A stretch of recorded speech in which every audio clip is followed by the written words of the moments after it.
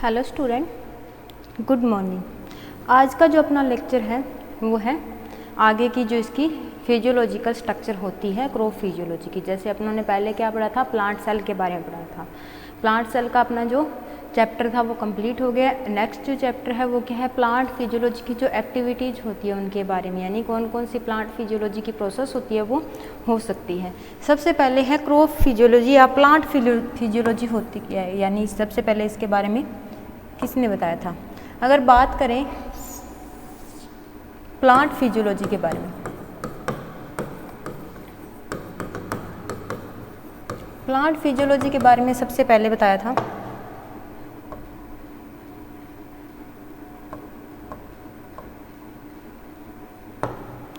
Plant physiology के बारे में सबसे पहले बताया था स्टीफन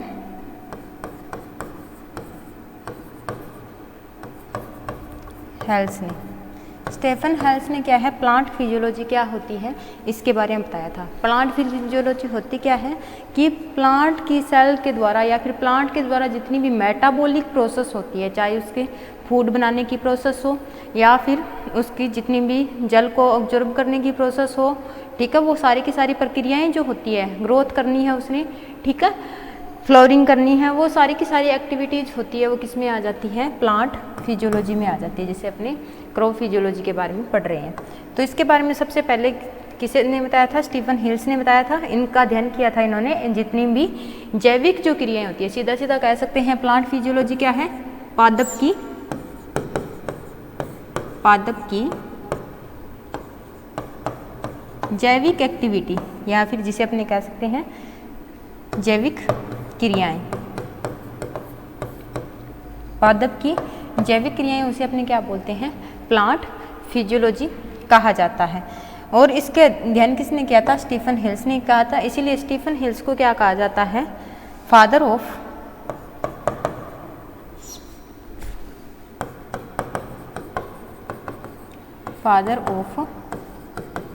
प्लांट फिजियोलॉजी भी कहा जाता है। यानी स्टीफन हेल्स जो थे उनको फादर ऑफ प्लांट फिजियोलॉजी भी कहा जाता है। इन्होंने सबसे पहले प्लांट की जितनी भी जैविक जो क्रियाएं होती है उनके बारे में अध्ययन किया था। तो ये हो गई प्लांट फिजियोलॉजी की डेफिनेशन। अगर अपने देखें डेफिनेशन क्या होती है, तो क्या होती है कि प्लांट की जितनी भी जैविक क्रियाएं होती है उनका जो अध्ययन होता है वो क्या कहलाता है, प्लांट फिजियोलॉजी कहलाता है। अब अपने बात करते हैं नेक्स्ट एक्टिविटी की, नेक्स्ट एक्टिविटी प्लांट की, जिसे अपने कह सकते हैं अपना नेक्स्ट तीसरा जो लेक्चर है इसका क्रॉप फिजियोलॉजी का, वो है डिफ्यूजन एंड ऑस्मोसिस। डिफ्यूजन का हिंदी में बोलते हैं विसरण, विसरण एवं प्रासरण, विसरण एवं प्रासरण। अब विसरण और प्रासरण क्या होता है, विसरण और प्रासरण की अगर अपने बात करें तो विसरण का मतलब क्या होता है, एक मिनट, विसरण का मतलब क्या होता है कि कोशिका जो होती है, विसरण, सबसे पहले बात करते हैं अपने विसरण की। विसरण का मतलब क्या हो गया कि कोई भी चीज़ का प्रसार होना या फिर उसका फैलना, ठीक है, या फिर अपने कह सकते हैं मॉलिक्यूल का कम सांद्रता से अधिक सांद्रता की ओर गमन करना, वो क्या होता है, एक प्रकार का विसरण होता है। इसकी डेफिनेशन देखनी हो तो the molecules movements of molecules form a area of which there are high concentration to area of less concentration, यानी उच्च सांद्रता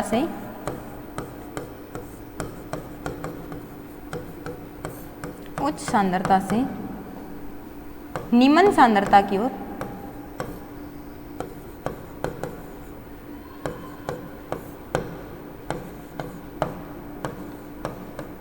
कणों का गमन क्या होता है, विसरण होता है।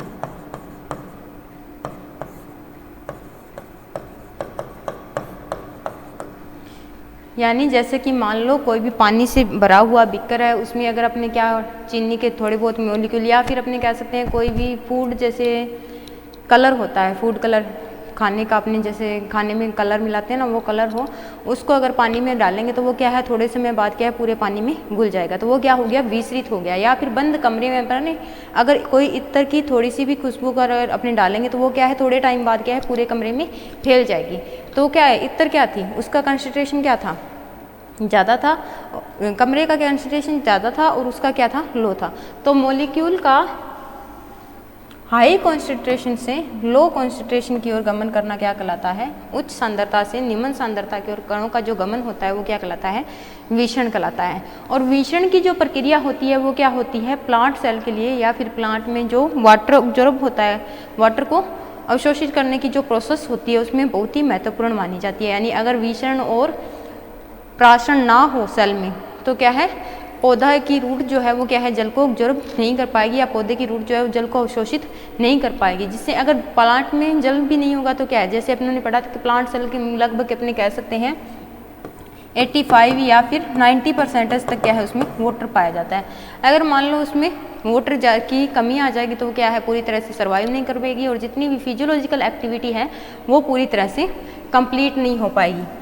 तो अपने सीधा सीधा कह सकते हैं कि पानी को क्या है अवशोषित करने के लिए क्या है ये एक्टिविटी होती है प्लांट में सबसे इम्पोर्टेंट मानी जाती है, प्राशन और विषण की। अब एग्जाम्पल के लिए अपने देखते हैं, जैसे वाटर से भरा हुआ ये क्या है एक बिकर है, इसमें थोड़ा सा क्या है फूड जो कलर होता है उसको डाल दिया, उसको डालने के बाद थोड़े टाइम बाद क्या है वो थोड़ी जगह में फैलेगा, फिर क्या है पूरे पानी में क्या है फैल जाएगा। तो ये क्या है विषण। विषण का मतलब क्या होता है फैलाव, कम सांद्रता से अधिक सांद्रता से कम सांद्रता की ओर मॉलिक्यूलों का गमन जो होता है। जैसे कलर था उसकी सांद्रता पहले क्या थी ज़्यादा थी और जल की सांद्रता क्या थी कम थी, तो जैसे ही कलर जो है इस पानी में आया वैसे क्या है ये फैलना शुरू हो गया और पूरे पानी में फैल गया। तो ये क्या है एक प्रकार का विषण कहलाता है। विषण जो होता है वो क्या होता है, विषण में क्या होती है एक प्रकार की एनर्जी लगती है, जिसे अपने बोलते हैं पैसिव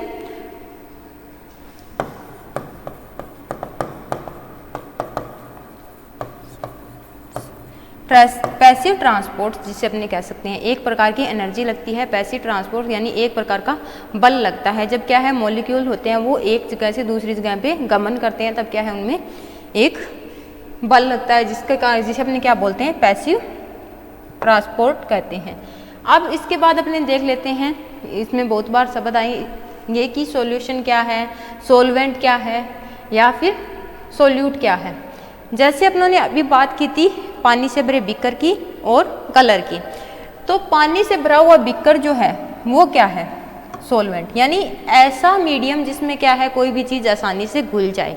जैसे अपने नमक और पानी की बात करें तो पानी क्या है सोलवेंट, ठीक है, और नमक या शुगर की बात करें तो शुगर क्या है, जैसे यहाँ पे देखने को मिल सकता है शुगर क्या है सोल्यूट। जब सॉल्वेंट और सोल्यूट दोनों मिक्स हो जाते हैं यानी पूरी तरह से उनका घोल बन जाता है उसे अपने क्या बोलते हैं सॉल्यूशन कहते हैं। जैसे शुगर का सॉल्यूशन हो गया तो सॉल्यूशन में क्या है शुगर है प्लस में वाटर है, दोनों का मिश्रित रूप है, उसे अपने क्या बोलते हैं सॉल्यूशन बोलते हैं। इनमें कंफ्यूज मत होना, शुगर क्या है सॉल्वेंट, वाटर क्या है, शुगर क्या है सोल्यूट और वाटर क्या है सॉल्वेंट, दोनों का मिक्सचर जो होगा वो क्या होगा सॉल्यूशन होगा।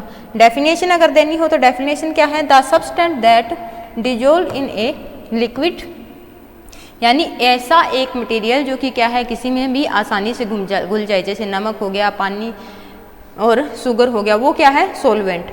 और सोलवेंट क्या है एक लिक्विड जिसमें क्या है कोई भी ऑर्गन होगा वो आसानी से घुल जाए, वो हो गया सोलवेंट। डेफिनेशन तीनों की देनी होता है, सॉल्वेंट पानी जिसमें कोई भी सोल्यूट होगा वो डिजोल्व हो जाए या घुल जाए। दूसरा है सोल्यूट, सोल्यूट ऐसे सब्सटेंस जो कि क्या है किसी भी लिक्विड में आसानी से घुल जाए, जैसे शुगर और नमक हो गया। सॉल्यूशन सॉल्वेंट और सोल्यूट का जो मिक्सचर है वो क्या होता है सॉल्यूशन कहलाता है। अब है ओस्मोसिस, ओस्मोसिस जिसे अपने क्या बोलते हैं प्रासरण, बहुत ही आसान सा टॉपिक है अपना ओस्मोसिस और डिफ्यूजन वाला। प्रासरण, प्रासरण क्या होता है कि मॉलिक्यूल्स का क्या है कम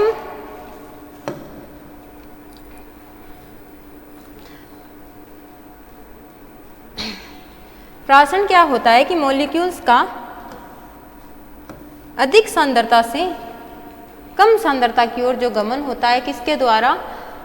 परमेबल मेम्ब्रेन के द्वारा, सेमी परमेबल मेम्ब्रेन के द्वारा मॉलिक्यूल्स का गमन जो होता है कम सांद्रता से अधिक सांद्रता की ओर, वो क्या कहलाता है? प्रासरण कहलाता है, जिसे अपने क्या बोलते हैं? ओस्मोसिस। सीधा सीधा कह सकते हैं प्रासरण किसे कहते हैं? मॉलिक्यूल्स का, या फिर दो अपने कह सकते हैं समान सांद्रण वाले घोल के एक अर्धपारगम्य झिल्ली द्वारा जल के अणुओं का विषण, यानी एक मान लो या ये पड़ा हुआ है कोई पतीला जिसमें क्या है? वाटर भरा हुआ है, ठीक है।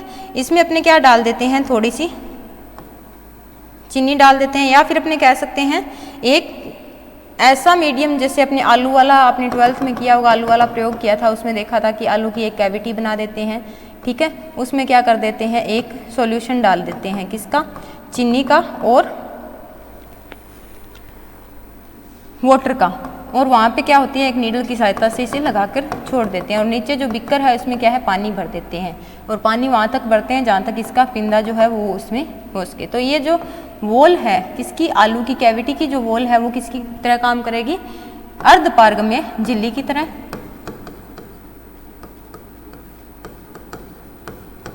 झिल्ली की तरह काम करेगी, ठीक है। और दूसरे दिन जब अपने आके देखते हैं तो इसका लेवल जो होता है, जहाँ से अपने चिन्ह किया था, जहाँ पे अपने नीडल लगाई थी, उससे क्या होता है? थोड़ा सा ऊपर उठ जाता है, यानी थोड़ा सा ऊपर की तरफ हो जाता है। तो इससे क्या पता लगता है कि जो मॉलिक्यूल्स है वो क्या है? कम सांद्रता से, ये क्या है? इसकी सांद्रता क्या है? कम है, क्योंकि ये क्या है? जल क्या है? एक प्रकार का सोलवेंट है, ठीक है। और सोल्यूट क्या है? शुगर। तो शुगर और जो ये शुगर और चीनी का जो घोल हो गया, चीनी व पानी का जो घोल है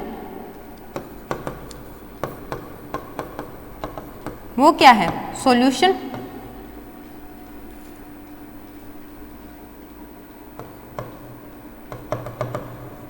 ठीक है। और नॉर्मल जो पानी है वो क्या है? एक सॉल्वेंट। तो सॉल्वेंट की सांद्रता होती है वो हमेशा ही कम होती है। जब उसमें क्या है? चीनी वगैरह घोल दी जाती है, नमक या चीनी घोल दी जाती है, तब क्या है? उसकी सांद्रता होती है वो बढ़ जाती है। तो पानी की सांद्रता कम है, तो पानी के मॉलिक्यूल जो होते हैं वो सेमी परमेबल मेम्ब्रेन के द्वारा, यानी पानी के मॉलिक्यूल है वो क्या है? कम सांद्रता से अधिक सांद्रता की ओर गमन जो होता है किसके द्वारा? अर्धपारगम्य झिल्ली के द्वारा। ठीक है। तो वो क्या होता है? ओस्मोसिस या प्राशन कहलाता है। जैसे यहाँ पे क्या है? पानी है और यहाँ पे क्या होती है? घोल है, यानी ये क्या हो गया? सॉल्यूशन।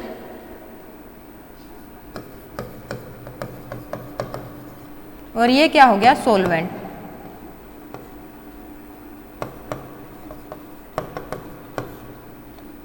सॉल्वेंट। तो सॉल्वेंट से मॉलिक्यूल जो है वो सॉल्यूशन की ओर गमन कर रहे हैं, किसके द्वारा? सेमी परमेबल मेम्ब्रेन के द्वारा या अर्धपारगम्य झिल्ली के द्वारा। तो ये क्या होता है? एक प्रकार का प्राशन कहलाता है या फिर ओस्मोसिस कहलाता है।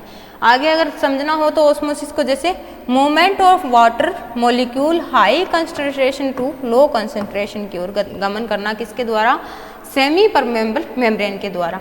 अब है कि डिफ्यूजन जो है वो तो क्या है? एक प्रकार का ओस्मोसिस जो है वो क्या है? एक प्रकार का डिफ्यूजन ही है, ऐसे कह सकते हैं अपने कि ओस्मोसिस क्या है? एक प्रकार का डिफ्यूजन है। या डिफ्यूजन जो है वो एक प्रकार का ओस्मोसिस है। सिर्फ इसमें काम क्या करता है? जो सेमी परमेबल मेम्ब्रेन जो होती है, ठीक है, यानी मॉलिक्यूल का सेमी परमेबल मेम्ब्रेन से कम सांद्रता से अधिक सांद्रता की ओर जो गमन होता है। जैसे पानी में किशमिश को भिगो के छोड़ देते हैं, तो कुछ टाइम बाद क्या होती है? वो किशमिश फूल जाती है। तो किशमिश के अंदर जो इसका लिक्विड होता है या फिर किशमिश के अंदर की जो सांद्रता होती है वो अधिक होती है और पानी की जो सांद्रता होती है वो कम होती है। पानी के मॉलिक्यूल होते हैं वो क्या होते हैं? किशमिश की जो झिल्ली होती है जो सेमी परमेबल मेम्ब्रेन की तरह काम करती है, उसके द्वारा क्या होते हैं? उसमें जाते रहते हैं और कुछ टाइम बाद क्या होती है? वो फूल जाती है। तो वो क्या है? एक प्रकार का प्राशन कहलाता है। अब प्राशन में क्या है? किसी भी प्रकार की एनर्जी की जरूरत नहीं होती है, यानी ये क्या होता है? एक्टिव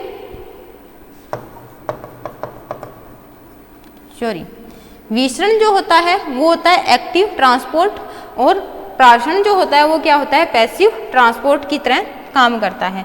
तो ये हो गया एक्टिव एंड पैसिव ट्रांसपोर्ट जो होते हैं किस किस में काम करते हैं। अब है ओस्मोसिस में 3 सॉल्यूशन की अपनी बात करेंगे। एक होता है आइसोटोनिक, ठीक है, जिसे समप्रासारी कहते हैं।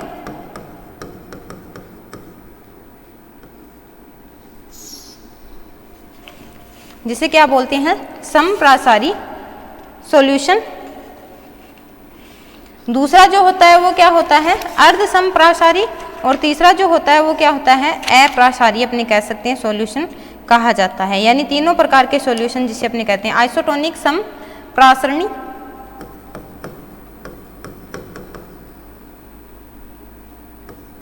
समप्रासरणी विलयन। समप्रासरणी विलयन का मतलब क्या हो गया, ऐसा घोल जिसमें कोशिका को रखा जाए तो उसका जो प्राशन दाब है वो क्या है, कोशिका रस के प्राशन दाब के बराबर हो, यानी 50-50%, ठीक है। यानी 50% उसमें क्या होगा, जल होगा और 50% ही उसमें क्या होगी, शुगर होगी। ऐसा अगर घोल है 50-50% वाला, यानी 50% उसमें क्या होगी, शुगर होगी और 50% ही उसमें क्या होगा, ये जल होगा, तो वो कौन सा हो गया, समप्रासारी। यानी दोनों इक्वल स्ट्रक्चर में होना, बराबर स्ट्रक्चर में होना, वो कौन सा हो गया, समप्रासारी कहलाता है। समप्रासारी जो विलयन होता है उसमें क्या होती है, जो साम्य विलयन होता है या फिर साम्य अपने कह सकते हैं आर्द्रता होती है, साम्य स्थिति होती है, उसमें क्या होती है, साम्य दाब भी अपने इसे कह सकते हैं, वो क्या होता है, बराबर होता है। बराबर का मतलब यानी उसमें मॉलिक्यूल्स जो होते हैं वो तो क्या होते हैं, गमन करते रहते हैं, लेकिन उसकी जो साम्य अवस्था होती है वो स्थिर होती है, अपरिवर्तनीय होती है, वो परिवर्तित नहीं होती है। तो ऐसी स्ट्रक्चर क्या कहलाती है, समप्रासारी विलयन कहलाता है। दूसरा है हाइपोटोनिक सॉल्यूशन। हाइपोटोनिक सॉल्यूशन किसे कहते हैं, अति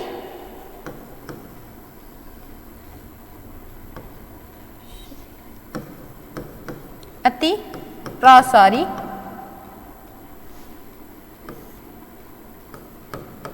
विलयन।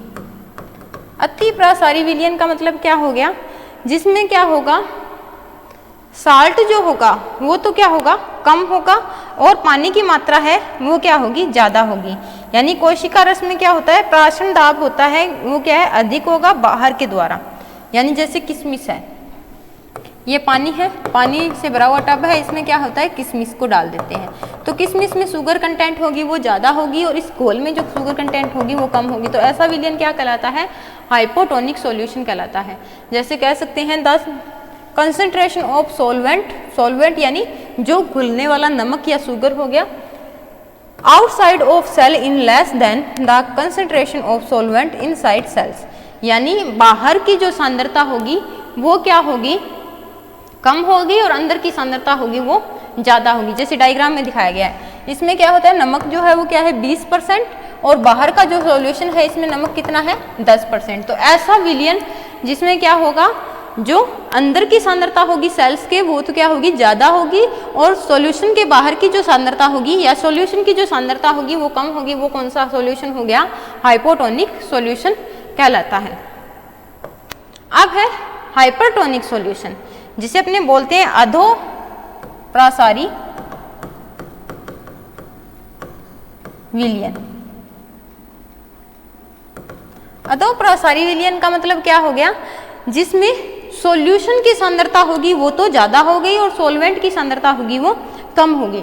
यानी बाहर का जो सॉल्यूशन है, जैसे डायग्राम में दिखा गया, उसमें सॉल्यूशन की सांद्रता जो है वो ज़्यादा होगी, यानी पानी और नमक का जो घोल है उसकी सांद्रता होगी वो ज़्यादा होगी, और सेल जो है कोई भी सेल है उसमें जो नमक की सांद्रता होगी वो क्या होगी, कम होगी। तो ऐसा सॉल्यूशन होता है वो कौन सा होता है, अधो प्रासारी या फिर हाइपरटोनिक सॉल्यूशन कहलाता है। जैसे इसमें दिया गया है कि the solution concentration outside in higher than the solvent concentration inside in cell low. यानी क्या है, अंदर की सांद्रता होगी वो लो होगी और सॉल्यूशन के बाहर की जो सांद्रता होगी वो क्या होगी, हाई होगी। ऐसा सॉल्यूशन क्या कहलाता है, हाइपरटोनिक। जैसे ये है हाइपरटोनिक। हाइपरटोनिक में क्या होगा कि सेल के अंदर की सांद्रता कम, बाहर की ज़्यादा। दूसरा आइसोटोनिक, अंदर और बाहर की सांद्रता सेम होना। तीसरा हाइपरटोनिक सॉल्यूशन, हाइपरटोनिक सॉल्यूशन हो गया वो, उसमें क्या होगी कि अंदर की सांद्रता होगी वो तो क्या होगी कम, और बाहर की सांद्रता होगी वो क्या होगी ज्यादा। तो ऐसा सॉल्यूशन क्या कहलाता है, हाइपरटोनिक सॉल्यूशन कहलाता है, हाइपोटोनिक सॉल्यूशन कहलाता है। हाइपर अंदर की सांद्रता ज्यादा और यहाँ पे कम, और यहाँ पे सेम। आइसो का मतलब सम हो गया ना, तो दोनों तरफ क्या होगी सांद्रता होगी वो समान होगी, वो कौन सा हो गया आइसोटोनिक। अब है जैसा सॉल्यूशन हो, जैसे अगर मान लो सेल्स है उसमें सॉल्यूशन की जो सांद्रता होगी वो हाइपोटोनिक है, तो ऐसी सेल्स क्या कहलाती है प्लाज्मोप्लाज्मोइडी।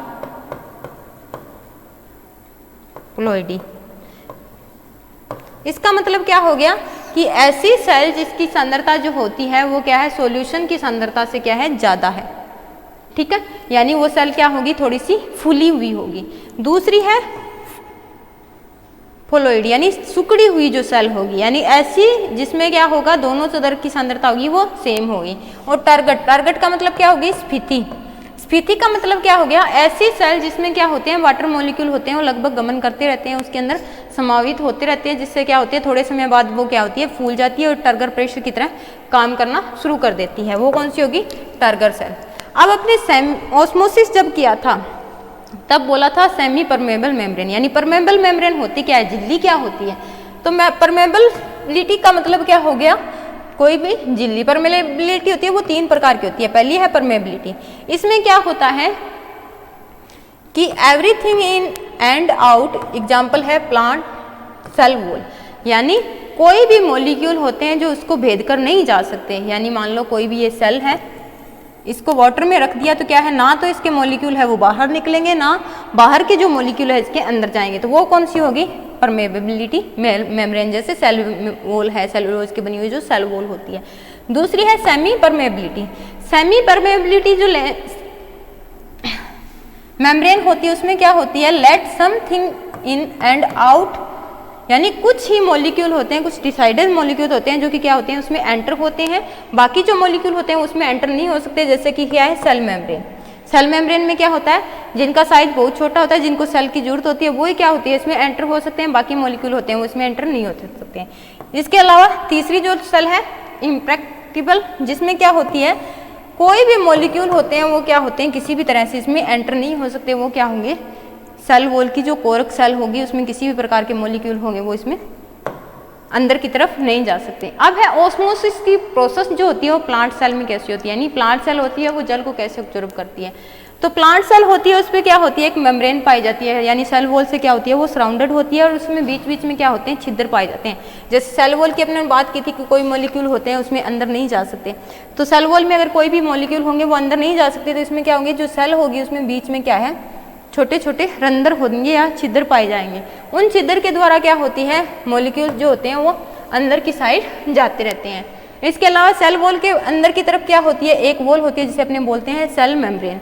सेल मेम्ब्रेन होती है उसके मॉलिक्यूल जो होते हैं वो क्या है एक ऑस्मोसिस की प्रोसेस के द्वारा वाटर के जो मॉलिक्यूल होते हैं वो एक जगह से दूसरी जगह पे या फिर अपने कह सकते हैं बाहर का जो सॉल्यूशन है उससे क्या है अंदर की तरफ गमन करते रहते हैं। ये इस प्रोसेस के द्वारा क्या होते हैं जो वाटर मॉलिक्यूल होते हैं वो अंदर की तरफ चलते रहते हैं। अब है प्लाज्मोलाइसिस।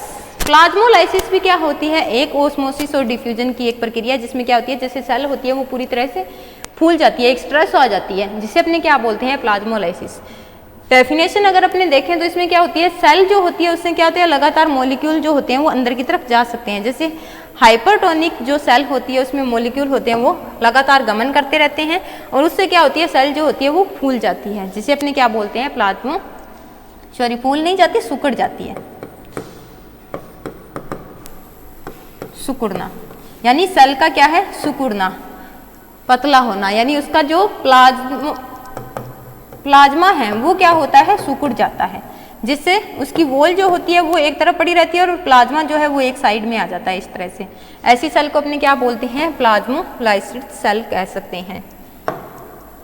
टारगर प्रेशर जिसे स्फीति दाब हिंदी में कहते हैं। स्फीति दाब का मतलब क्या हो गया कि लगातार किसी भी मॉलिक्यूल का सेल के अंदर जाना और जिसके कारण क्या होती है सेल जो होती है फूल जाती है, सेल का फूलना कह सकते हैं अपने सीधा सा, कोशिका का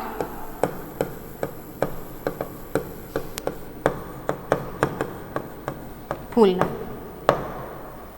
टारगर प्रेशर, पूरा प्रेशर के द्वारा क्या होती है वो फूल जाती है और वॉल की तरफ एक प्रेशर डालती है जिसे अपने क्या बोलते हैं, टारगर प्रेशर बोलते हैं।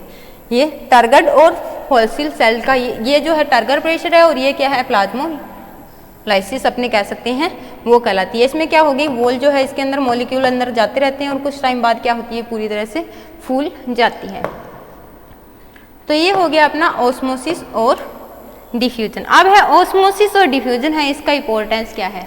ऑस्मोसिस और डिफ्यूजन का इंपॉर्टेंस अगर अपने देखें तो सबसे पहले इसकी रिक्वायरमेंट कहाँ पे, प्लांट में देखें तो वाटर को ऑब्जर्व करने में होती है, यानी प्लांट सेल जो होती है उसको क्या होती है, जब पानी की आवश्यकता होती है तब वो क्या होती है, ऑस्मोसिस और प्राशन की जो प्रक्रिया होती है वो करती है। दूसरा है जो गैसेस होती है CO2 और O2, ठीक है, उनका एक्सचेंज भी किसके द्वारा होता है, ऑस्मोसिस और प्राशन के द्वारा होता है। इसके अलावा वाटर, मिनरल्स हो गए, फूड हो गए या फिर कोई भी एलिमेंटिक वेस्ट हो गए उसको बाहर निकालने की प्रोसेस भी होती है, वो भी किसके द्वारा होती है, प्लांट में ऑस्मोसिस और डिफ्यूजन के द्वारा होती है। ये एक प्रकार का सेलुलर अपने कह सकते हैं लेवल माना जाता है प्लांट सेल का। जो डिफ्यूजन होता है उसमें मेम्ब्रेन की जरूरत नहीं होती और जो ऑस्मोसिस होता है उसमें क्या होती है, डिफ्यूजन की जरूरत होती है। इसी के साथ अपना जो आज का जो है ऑस्मोसिस और डिफ्यूजन का जो लेक्चर है वो क्या है, कंप्लीट होता है। यानी पहली जो एक्टिविटी थी अपनी क्रॉप फिजियोलॉजी की वो था ऑस्मोसिस और डिफ्यूजन। अब है ऑस्मोसिस और डिफ्यूजन है, दोनों में डिफरेंस क्या होता है, डिफरेंस कुछ ज़्यादा नहीं है। जैसे कि क्या है, प्राशन जो होता है उसमें क्या होता है, केवल द्रवों में ही घटित होता है, यानी जो ऑस्मोसिस होता है वो क्या है, केवल लिक्विड जो होते हैं उनमें ही घटित हो सकता है। लेकिन विसरण जो होता है वो क्या है, ठोस, द्रव और गैस तीनों स्टेजेस में क्या होता है वो घटित हो सकता है। यानी वो ठोस में भी होगा, द्रव में भी होगा और गैस स्टेजेस में भी पाया जाता है। ऑस्मोसिस होता है उसमें अर्ध पारगम्य झिल्ली की आवश्यकता होती है, लेकिन जो विसरण जो होता है उसमें क्या होता है, या डिफ्यूजन जो होता है उसमें किसी भी प्रकार की मेम्ब्रेन की जरूरत नहीं होता। और तीसरा मेजर अपने कह सकते हैं डिफरेंस होता है, उसमें क्या होता है, इसमें जल व गोलक अणुओं की सांद्रता जो होती है वो अधिक होती है। यानी जल के अणुओं की सांद्रता होती है वो क्या होती है, सॉल्यूशन के अणुओं की सांद्रता से अधिक होती है, जिससे क्या होती है मॉलिक्यूल अंदर जाते रहते हैं। और इस डिफ्यूजन में क्या होते हैं, अणुओं की गति होती है वो सांद्रता, अणुओं की जो गति होती है वो कम सांद्रता से अधिक सांद्रता की होती है। प्राशन में तो अधिक सांद्रता से कम सांद्रता की और विसरण में कम सांद्रता से अधिक सांद्रता की और कम अणुओं का गमन होता है। इतना सा क्या है इसमें डिफरेंस होता है, बाकी ऑस्मोसिस और डिफ्यूजन जो होते हैं लगभग सेम ही माने जाते हैं। तो इसी के साथ अपना आज का जो चैप्टर है वो समाप्त होता है। Thank you.